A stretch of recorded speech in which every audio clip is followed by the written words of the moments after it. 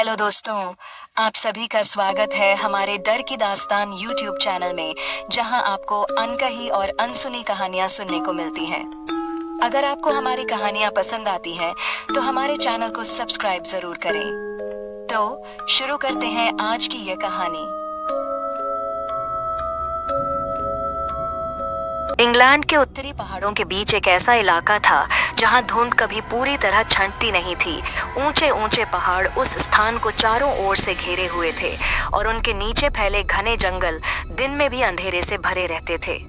उसी जंगल के बीचों बीच एक पुरानी हवेली खड़ी थी, जिसकी दीवारें काई से ढकी हुई थीं और खिड़कियां टूटी हुई थीं। लोग उसे काली हवेली कहते थे। गांव के बुजुर्ग बताते थे कि उस हवेली में एक पिशाच रहता है जो सदियों पुराना है। वह कभी इंसान था, लेकिन अमर होने की लालसा ने उसे राक्षस बना दिया। कहते हैं कि जिसने भी उस रास्ते पर कदम रखा, वह फिर कभी लौट कर नहीं आया। कई बार खोजी दल गए, लेकिन उन्हें केवल फटे कपड़े और सूखी हड्डियां ही मिली। जंगल जैसे हर राज को अपने भीतर छिपा लेता था। रात होते ही हवेली की सबसे ऊपरी खिड़की में लाल रोशनी जल उठती थी और दूर तक किसी के रोने की आवाज गूंजती थी।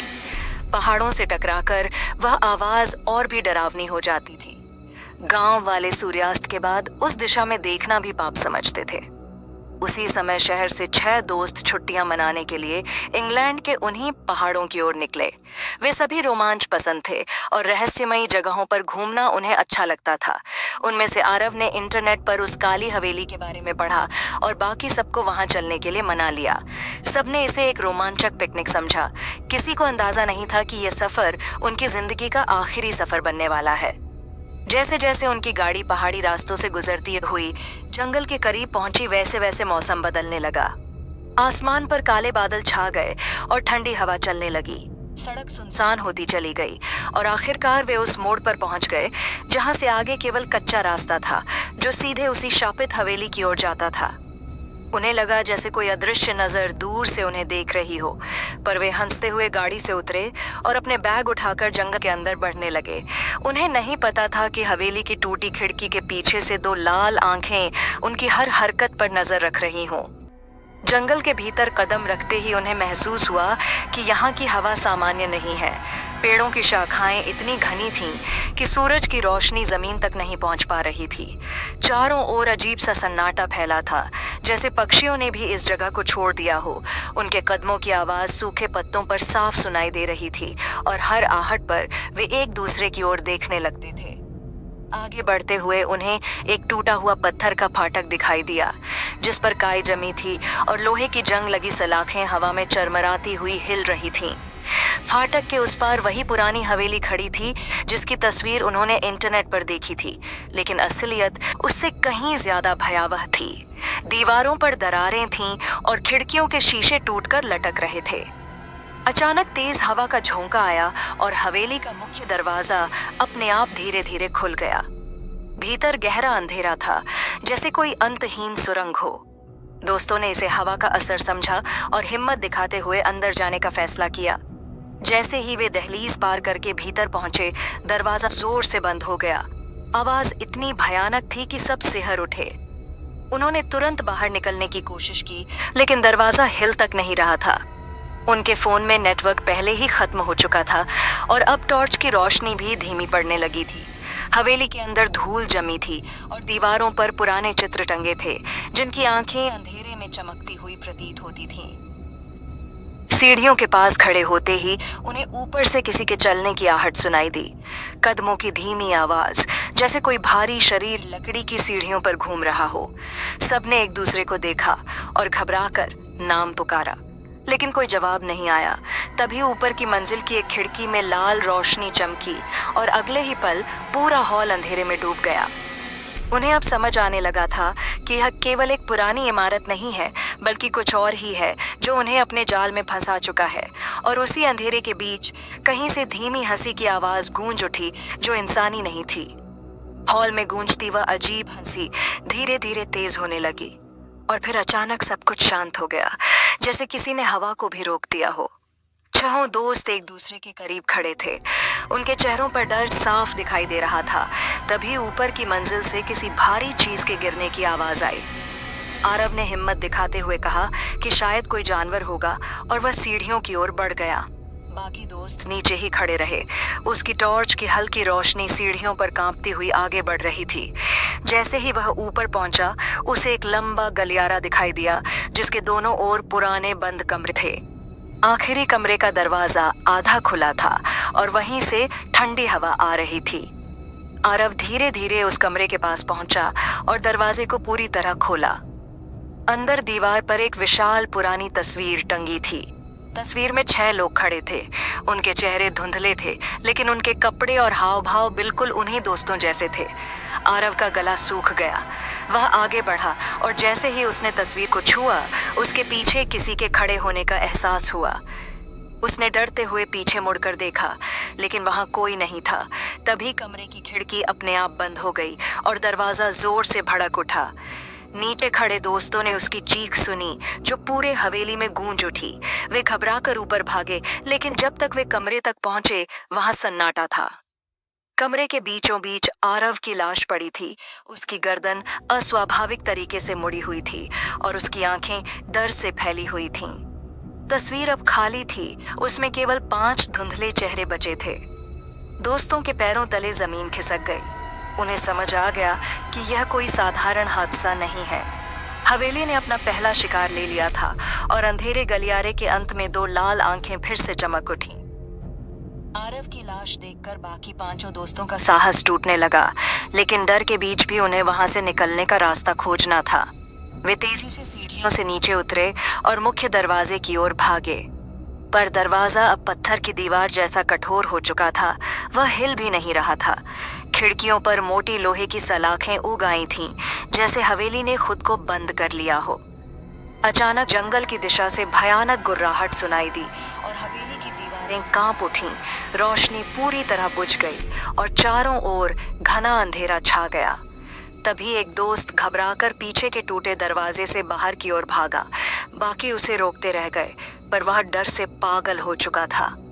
वह जैसे ही जंगल में पहुंचा, पेड़ों के बीच धुंध फैलने लगी और हर तरफ साया सा घूमने लगा। उसे लगा कोई उसका पीछा कर रहा है। वह भागता रहा, लेकिन रास्ता बार बार बदल जाता था। अचानक उसके सामने 2 लाल आंखें चमकीं और हवा में एक लंबी काली आकृति उभरी। उसके दांत चांदनी में चमक रहे थे। हवेली के भीतर खड़े बाकी दोस्तों ने उसकी दिल दहला देने वाली चीख सुनी, जो कुछ ही क्षणों में खामोशी में बदल गई। सुबह होने का इंतजार करते हुए वे कांपते रहे, लेकिन सुबह आई ही नहीं। समय जैसे ठहर गया था। कुछ देर बाद हवेली के मुख्य हॉल में वही दोस्त दिखाई दिया। उसका शरीर खून से खाली था और वह छत से उल्टा लटका हुआ था। उसकी आंखें खुली थीं और चेहरे पर जब डर ने बाकी चारों को अंदर तक तोड़ दिया। अब उन्हें यकीन हो चुका था कि यह पिशाच केवल डराता नहीं, बल्कि एक एक करके उनका अंत करने आया है और हवेली उसकी कैद नहीं, बल्कि उसका साम्राज्य है। अब हवेली के भीतर केवल 4 दोस्त बचे थे और डर ने उनके मन को जकड़ लिया था। बाहर घना अंधेरा था और भीतर मौत की आहट गूंज रही थी। उन्होंने तय किया कि सब एक साथ रहेंगे ताकि कोई अकेला शिकार न बने, लेकिन हवेली जैसे उनके इरादों पर हंस रही थी। अचानक फर्श के नीचे से भारी आवाज आई और जमीन कांपने लगी। हॉल के बीचों बीच लकड़ी की पुरानी पट्टियां टूटकर अलग हो गईं और नीचे अंधेरा तहखाना दिखाई देने लगा। उनमें से एक दोस्त संतुलन खो बैठा और सीधे नीचे गिर गया। बाकी तीनों ने उसका नाम पुकारा, पर नीचे से केवल उसकी दर्द भरी चीख सुनाई दी। वे घबराकर सीढ़ियों से होते हुए तहखाने में पहुंचे। वहां की हवा सड़ी हुई थी और दीवारों पर अजीब चिन्ह बने थे। बीच में पत्थर का एक बड़ा ताबूत रखा था और उसके पास उनका दोस्त जमीन पर पड़ा था। उसका शरीर बुरी तरह घायल था। वह कांपते हुए इशारा कर रहा था कि ताबूत को मत छूना, लेकिन तभी ताबूत का ढक्कन धीरे धीरे सरकने लगा। भीतर से वही लंबा काला पिशाच बाहर निकला। उसकी आंखें अंगारों की तरह जल रही थीं और उसके चेहरे पर सदियों की भूख साफ झलक रही थी। उसने घायल दोस्त को एक झटके में उठाया और उसकी गर्दन पर अपने नुकीले दांत गड़ा दिए। कुछ ही क्षणों में उसका शरीर निर्जीव होकर जमीन पर गिर पड़ा। बाकी तीनों पीछे हटते गए, पर तहखाने का दरवाजा अपने आप बंद हो गया। पिशाच की हंसी पत्थर की दीवारों से टकराकर गूंजने लगी। उनमें से एक दोस्त डर के मारे दीवार से टकराया और उसी समय छत से लटकती जंजीर उसके गले में फंस गई। वह छटपटाता रहा और कुछ ही पलों में उसकी सांस रुक गई। अब केवल 2 दोस्त बचे थे और पिशाच धीरे धीरे उनकी ओर बढ़ रहा था। उसकी परछाई दीवारों पर फैलती जा रही थी, जैसे अंधेरा ही जिंदा होकर उनके सामने आ गया हो। अब हवेली के तहखाने में केवल 2 दोस्त बचे थे और सामने सदियों पुराना पिशाच खड़ा था। उसकी आंखों में ऐसी भूख थी जो कभी खत्म नहीं होती।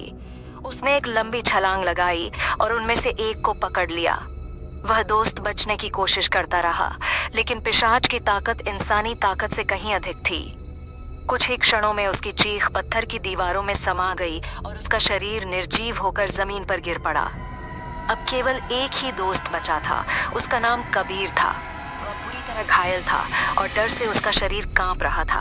पिशाच धीरे धीरे उसकी ओर बढ़ रहा था। तभी कबीर की नजर दीवार पर बने उन अजीब चिन्हों पर पड़ी जो शायद किसी प्राचीन अनुष्ठान का हिस्सा थे। उसे याद आया कि गांव के एक बूढ़े ने बताया था कि यह पिशाच कभी एक क्रूर शासक था जिसे अमृता का श्राप मिला था और उसकी शक्ति उसी ताबूत से जुड़ी है। आखिरी हिम्मत जुटाकर कबीर ताबूत की ओर लपका। उसने पास पड़ी एक लोहे की छड़ उठाई और पूरी ताकत से ताबूत के भीतर बने काले पत्थर पर वार कर दिया। तहखाना जोर से कांप उठा। पिशाच की भयानक चीख गूंजी और उसकी देह धुएं में बदलने लगी, लेकिन मरने से पहले उसने कबीर पर हमला कर दिया। उसके नुकीले नाखून कबीर की छाती को चीर गए। तहखाने की दीवारें टूटने लगीं और ऊपर की हवेली आग की लपटों में घिर गई।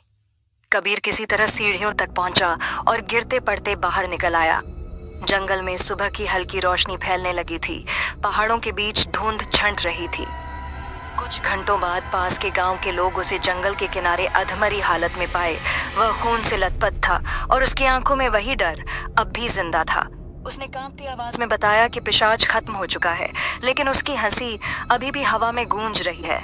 इतना कहकर उसकी सांसें धीमी पड़ने लगीं। कहते हैं उस दिन के बाद वह हवेली राख बनकर गिर गई, लेकिन जंगल आज भी उतना ही घना है और पहाड़ आज भी उतने ही खामोश हैं। कभी कभी रात के सन्नाटे में वहां से हल्की हंसी की आवाज सुनाई देती है और लोग समझ जाते हैं कि शायद बुराई कभी पूरी तरह खत्म नहीं होती।